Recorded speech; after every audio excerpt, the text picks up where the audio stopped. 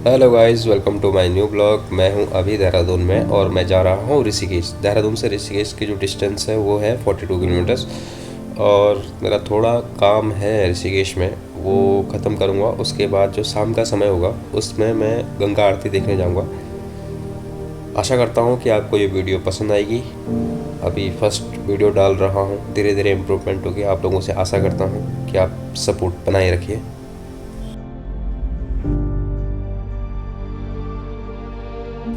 तो मैं अभी आ गया हूँ टोल प्लाज़ा लच्छीवाला में। और एक इंटरेस्टिंग फैक्ट बताता हूँ आपको।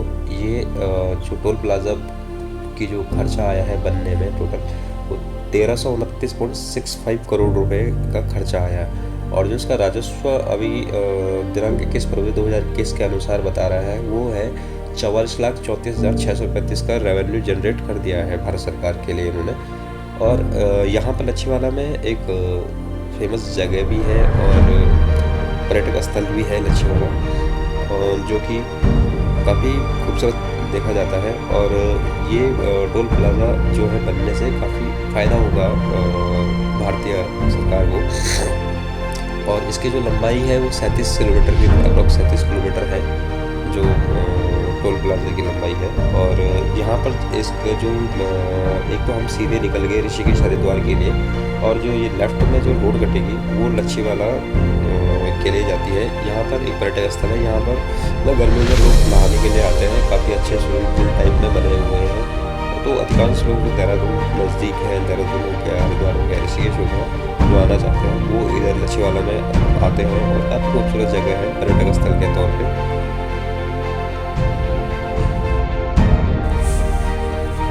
जैसे ही लच्छीवाला फ्लाईओवर ख़त्म होता है उसके बाद आगे ये फिर से एक फ्लाईओवर बना रखा है। एक डोईवाला के लिए नीचे के लिए रोड चली जाती है। और हमें क्योंकि ऋषिकेश जाना है तो मैं आगे से लेफ़्ट लूँगा, और जो आगे सीधे जो ये फ्लाईओवर जा ही रहा है वो सीधे हरिद्वार जाता है। पहले यहाँ पर हमें डोईवाला होते हुए जाना पड़ता था और नेपाली फार्म होते हुए हरिद्वार जाते थे। अभी भी जाते हैं, खैर अभी भी वो रूट चालू है। बट ये है कि जाम बहुत लग जाता था। जब से ये फ्लाईओवर बना है तब से हमारा काफ़ी समय बचता है। और हम मतलब अपनी जो डिस्टेंस है वो अच्छे तरीके से मतलब समय पे कवर कर देते हैं। ये जो राइट हैंड साइड पे है ये सीधे हरिद्वार निकल गया। लेफ्ट हैंड साइड में मैं जो जा रहा हूँ मैं ऋषिकेश के लिए जा रहा हूँ। और यदि अगर आप फ्लाईओवर नहीं चढ़ते हैं और नीचे से जाना चाहते हैं तो यहाँ से भी सीधे नीचे से भी रास्ता दे रखा है इन्होंने, और जो आगे फ्लाईओवर ख़त्म होते ही मिलता है। तो मैं आगे से लेफ़्ट लूँगा क्योंकि मुझे ऋषिकेश जाना है। जिसको हरिद्वार जाना होगा वो सीधे जा सकता है। मैं अभी पहुंच चुका हूं जॉलीग्रांट एयरपोर्ट पे। यहाँ से लेफ़्ट हैंड साइड में आगे से जो लेफ़्ट हैंड साइड में जो रोड जाएगी वो जॉलीग्रांट एयरपोर्ट जाती है। यहाँ से केवल 1.5 किलोमीटर के डिस्टेंस पे है। यहाँ से आप कैब वगैरह भी ले सकते हैं। ये आपको कैब वगैरह मिल जाएगी। तो जॉलीग्रांट जो एयरपोर्ट बना था इसका निर्माण 1976 में किया गया। 1982 से 1995 तक नई दिल्ली, लखनऊ और पंतनगर के लिए सेवाएं शुरू हुई थी। हवाई अड्डा प्राधिकरण ने भारतीय हवाई अड्डा प्राधिकरण ने अपनी हवाई अड्डा आधुनिकीकरण योजना को क्रियान्वित करने के लिए 1 मार्च 2007 से हवाई अड्डे पर उड़ान संचालन को निलंबित कर दिया और बोइंग 737, एयरबस 320 जैसे संकीर्ण बॉडी जेट्स की लैंडिंग को सक्षम करने के लिए रनवे को 3500 से 7000 फीट तक बढ़ाया गया था और 23 मीटर से 45 मीटर तक चौड़ा कर दिया गया था। एक रात में लैंडिंग सिस्टम स्थापित किया गया था और नया टर्मिनल 1 ATC टावर भी बनाया गया था। आज के समय में 12,40,173 वार्षिक यात्रियों के साथ देहरादून हवाई अड्डा भारत का 37वां सबसे व्यस्तम हवाई अड्डों में से एक है, जिसे गढ़वाल के एयर गेटवे के रूप में जाना जाता है और उत्तराखंड में पर्यटन के क्षेत्र में महत्वपूर्ण भूमिका को निभाता है। देहरादून में domestic terminal building, central air conditioning, central heating, flight information display system और CCTV सर्विलांस सिस्टम के साथ 4200 वर्ग मीटर ग्लास और स्टील में फैला हुआ है। इसमें 11 चेक इन काउंटर, एक x-ray baggage scanner, departure section में 3 सुरक्षा चेक बूथ और आगमन सेक्शन में 2 बैगेज क्लेम के नोरमेंट है। इसके निकटवर्ती हवाई अड्डा एयरप्लेन में 2 श्रेणी C1 के विमान शामिल हो सकते हैं। सितंबर 2018 में MIA ने 344.75 करोड़ की लागत से एकीकृत टर्मिनल भवन और संबद्ध सुविधाओं को निर्माण करने के लिए हवाई अड्डे के विस्तार के लिए मंजूरी के लिए पर्यावरण मंत्रालय से संपर्क किया। 17,961 वर्ग मीटर के क्षेत्र में नया केंद्रीय रूप से वातानुकूलित मॉडल एकीकृत टर्मिनल भवन बनाया जाएगा और इसमें 30,200 वर्ग मीटर का एक निर्मित क्षेत्र शामिल होगा। नए टर्मिनल भवन के भूतल पर एक कॉन्कोर्स चेक इन क्षेत्र में सुरक्षा होल्ड आगमन लाउंज होगा। कार्यालयों को मैनुअल फ्लोर समायोजित किया जाएगा। प्रस्थान में 36 check in counter, self check in kiosk, in line baggage screening सुविधा और 4 एयरब्रिज होंगे।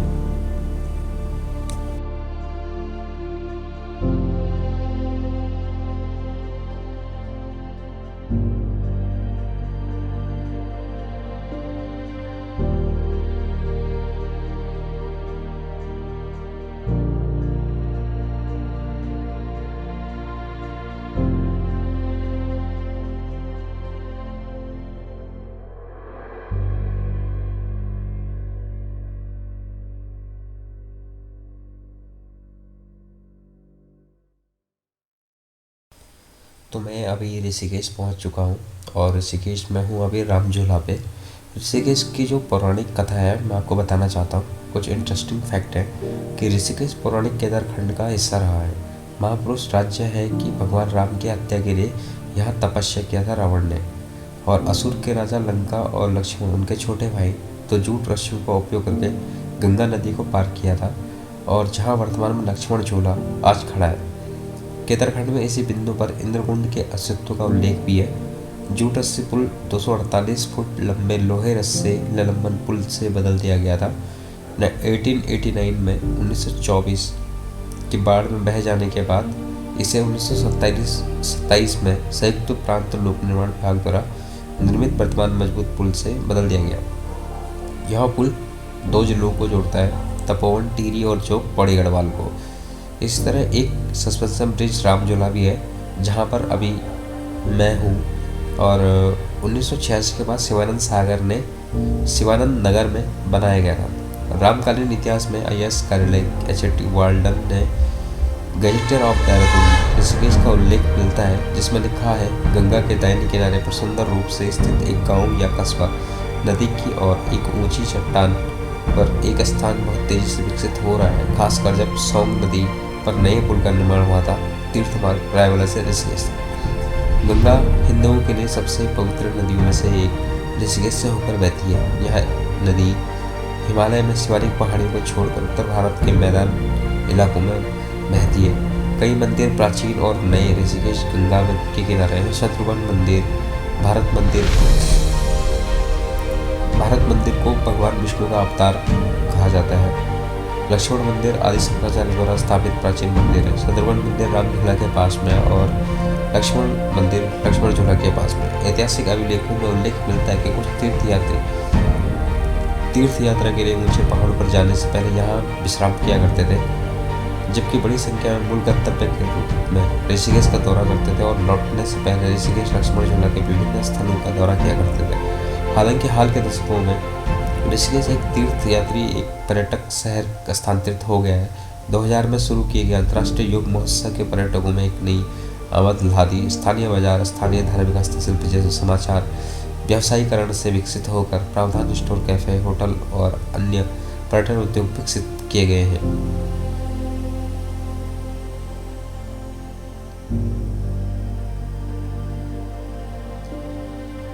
फरवरी 1968 में बीटल्स ने ऋषिकेश में महर्षि महेश योगी के आश्रम का दौरा किया, जो उन्हें पारलौकिक ध्यान से आकर्षित हो। बीटल्स ने आश्रम में अपने समय के दौरान कई गीतों की रचना की, जिनमें कई बैंड का स्वशीर्षक वाले डबल एल्बम दिखाई देते हैं, जिसे व्हाइट एल्बम भी कहा जाता है। कई पश्चिमी लोगों ने योग की भागीदारी बढ़ाई, इस हद तक कि ऋषिकेश को विश्व की योग राजधानी का उपनाम दिया गया। इसमें कई योग केंद्र जो पर्यटक को आकर्षित करते हैं। गंभीर योग छात्र योग शिक्षक के रूप में सीखने के योग्य बनने के लिए आते हैं। शहर में शिवानंद नगर जिला शिवानंद आश्रम का घर और शहर के केंद्र उत्तर में स्वामी शिवानंद द्वारा स्थापित डिवाइन लाइफ ऑफ सोसाइटी शामिल है।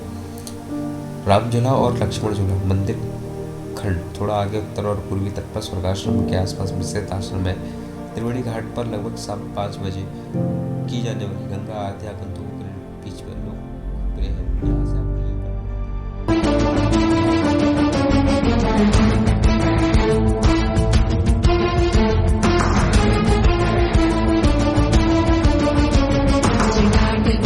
जलज्जल प्रवाह पावितस्थले गले बलम्ब्यलम्बितां भुजङ्गतुङ्गमालिकां ढमढ्ढमढ्ढमन्निनादवड्ढमर्वयं चकार चण्डताण्डवं तनोतु नः शिवः शिवम् जटाकटाह सम्भ्रमभ्रमन्निलिम्बनिर्झरी विलोलवीचिवल्लरी विराजमानमूर्धनि धगद्धगद्धगज्ज्वलल्ललाट पट्टपावके किशोर चन्द्रशेखरे रतिप्रतिक्षणम् मम धराधरेन्द्रनन्दिनी विलासबन्धुबन्धुरस्फुरद्दिगन्तसन्तति प्रमोदमानमानसे कृपाकटाक्षधोरणी निरुद्ध दुर्धरापदे क्वचित् दिगम्बरे मनो विनोदमेतु वस्तुनि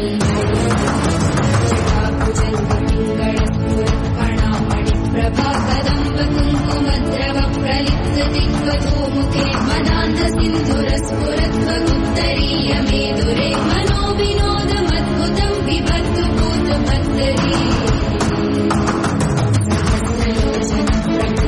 सहस्रलोचनप्रकृत्यशेषलेखशेखर प्रसूनधूलिधोरणि विधुस्तराग्रिपीठं भुजङ्गराजमालया निबद्धजाटचूटकृष्ये चिराय जायतां चकोरबन्धुशेखरम्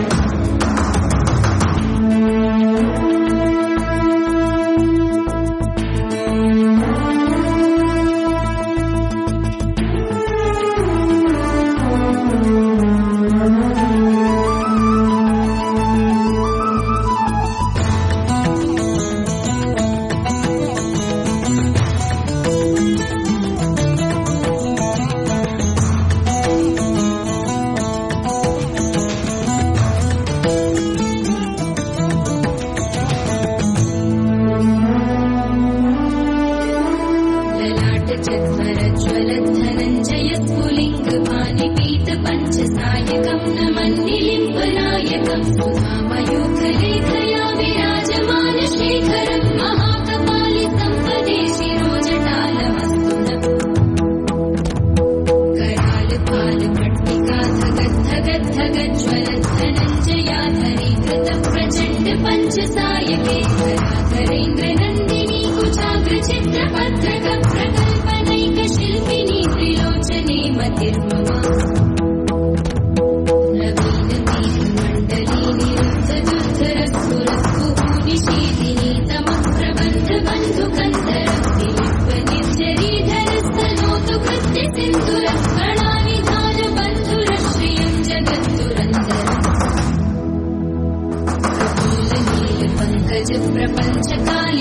प्रफुल्लनीलपङ्कजप्रपञ्चकालिमप्रभाविलम्बिकण्